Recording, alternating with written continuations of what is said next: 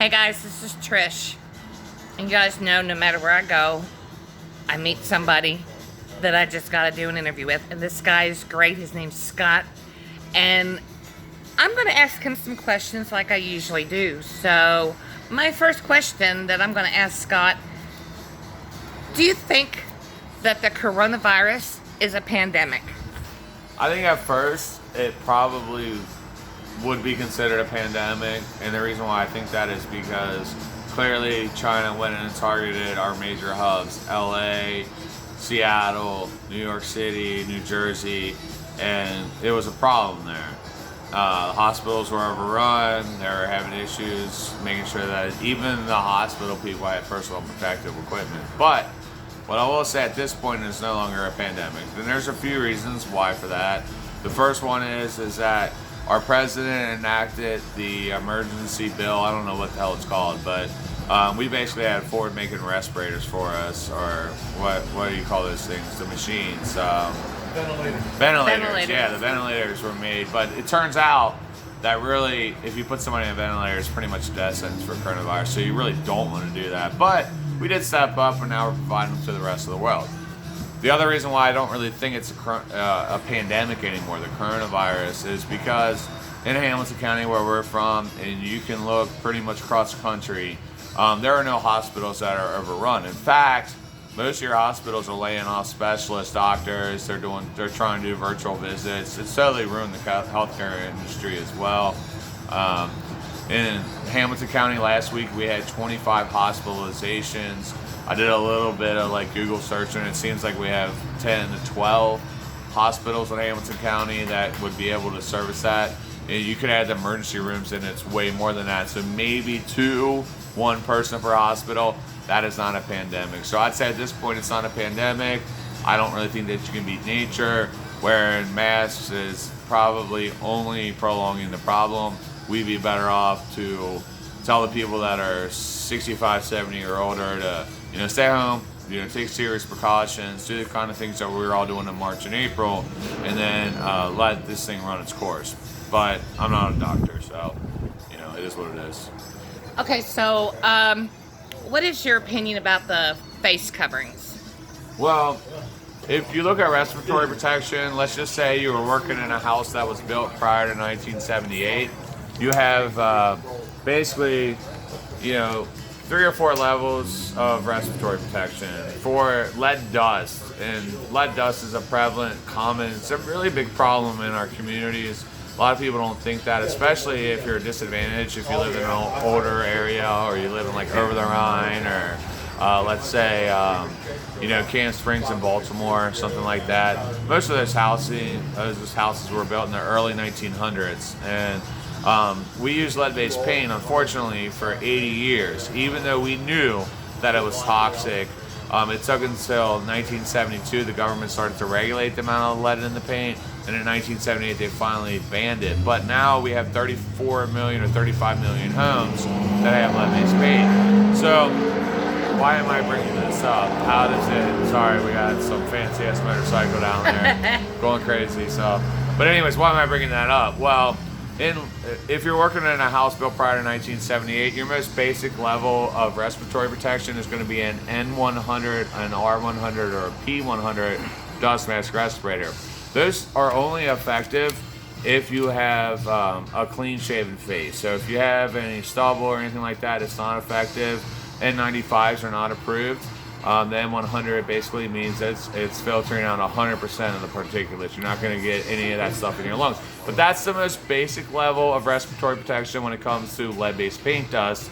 And we're giving our hospital workers N95 respirators. Then if you move on from that, I will tell people that take my class that if you want the most easiest way to get people on the job, give them an N100 dust mask respirator. They still have to pass a fit test. They don't have to pass the pulmonary test though. But the fit testing is it's easy to do. You can do it yourself. But most of your urgent cares you'll be able to get that. That's the most basic level of respiratory protection. So if you want to move up from that, you'll go to a half or a full mask respirator. I'm never really going to recommend that for anybody that has turnover or a lot of employees, because ultimately at the end of the day, you know, if you have 20 employees and you turn 5 over, you got to spend at least probably 4 hours of their time plus whatever you're paying the doctor for every employee to pass a pulmonary test. So a lot of this stuff where I see people driving around, they're wearing masks. It's not good because most likely if you're 60, 70, 80 years old, you're probably not going to pass the pulmonary test. Your lung function is not really strong enough to be able to wear that mask. But nevertheless, that's the easiest way to get people onto a lead job. Next thing. My question is the scarves around the face. Well, we'll get to that. Okay. Let me go through the levels here. So we have the half and we have the full mask respirators. Half mask respirators are a little bit better than your dust mask respirator, which is your N100. Your half mask is a little bit better than that. Your full mask is a little bit better than your half mask. But we don't recommend that our customers actually buy half or full mask respirators. And there are a couple of reasons why. You have to pass a pulmonary test.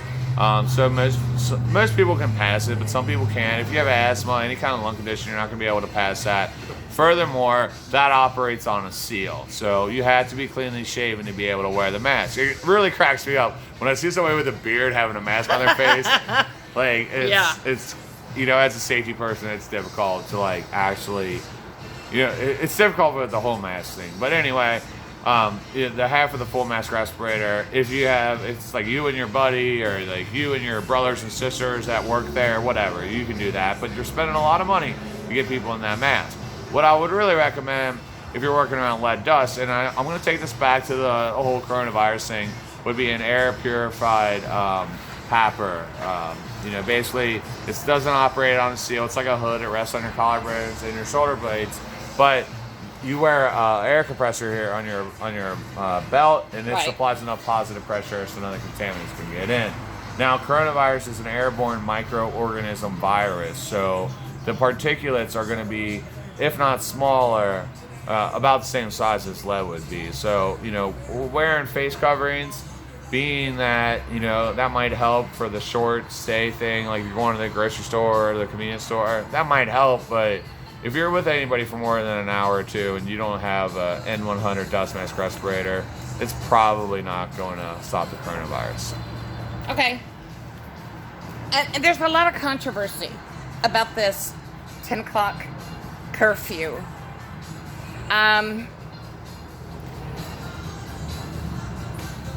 It's like a lot of people are saying, well, the coronavirus is worse after 10 o'clock. I don't understand the whole thing myself. What's your view on that? I love to talk about this. So I used to run a sports bar. You know, like that's one of the greatest things about America is we get to go to bars, have fun with our friends, watch the Reds games during the playoffs or in the contention. You know, yeah. Do you get a little bit closer to people when you're drinking? I'm not going to argue that. But I really, truly think whoever came up with this rule really wants everybody to get the coronavirus, because now all of a sudden you take in an industry that's allowed to open up in Ohio. I think it's either 5:30 or 6 a.m. and they got to close at 2 a.m. That's last call. Now you've condensed it down to whatever time it opens, 5:30 or 6. There's like 4 bars that do that because nobody drinks at work anymore. But literally, back in the day, that was the big thing. Nevertheless, now you've condensed everybody into this 6 or 4 o'clock or 3 o'clock to 10 o'clock window. So you're putting everybody together, and yeah, everybody's not getting as drunk and being buddy as much as they could have been. But in all reality, if you wanted to help stop the spread of the coronavirus, if you were in charge of the liquor commission here in Ohio, I don't know who is. I wish I was still in the business because it's an awesome business to be in. But you maybe should just leave the bars open 24 hours. Like, bad idea to crunch everybody in there at the same time. All right. I'm having trouble reading my own writing. Is the coronavirus testing accurate? Okay. All right. Now, recently, there's a controversy saying that Mike DeWine is being sued in the state of Ohio because the PCR tests are inaccurate and they're giving false positives. What's your viewpoint on that? So It turns out that actually one of our family friends is stationed in Italy with the military. So we got to kind of see like the people piled up outside of the hospitals, and we were really concerned about it at first. And as soon as they shut down that first NBA game, I knew that that would change my business. So I had to start really researching this stuff. And like I'm a pretty decent researcher, and I researched it for a while. The coronavirus death rate and every country. I didn't look at China because I think their numbers are bullshit. You guys got to remember, I feel like this is China attacking us. They created this virus on purpose. So I looked at all the other countries, and the death rate was anywhere between 4 and 5% in the other countries, where the testing was legitimate because our government decided to take the testing protocol and they actually sent out a letter. This isn't nonsense. Like they literally sent out a letter to everybody and said, you're not allowed to use this testing protocol. You got to use this one. And here's the thing. I'm not really a conspiracy theorist. Like I love America. I think most people out do the right things. But ultimately, at the end of the day, why is our government telling people that they can't use the testing protocol that actually works? The reason why is there's some lefty that owns this testing company, and this is all some kind of thing to control us. Right. And it's a bunch of false positives. Even the NFL. Look at when they said all the Cleveland Browns and everybody else tested positive for COVID. Well, the NFL knew this shit was going on. So they actually had double testing unbeknownst to the people, the Democrats that were trying to ruin our lives and make us a communist slave state. That's what they did. They knew that they were doing it, so they double tested them. It's hilarious because one of my buddies works for the Browns. I texted him, was like, oh, looks like Biden is trying to shut down the NFL season. What do you know? They're like, trust me, the testing isn't real. Look at the death number. Look at the hospitalization number. This isn't a pandemic. It isn't anymore. And another question I have regarding hospitals who are supposed to be receiving a higher amount of dollars for COVID-related illnesses, and what's your viewpoint on that? Well, I actually have a little bit of knowledge on this because since we were concerned about getting people sick or spreading the virus, we actually shut down our business for 6 weeks.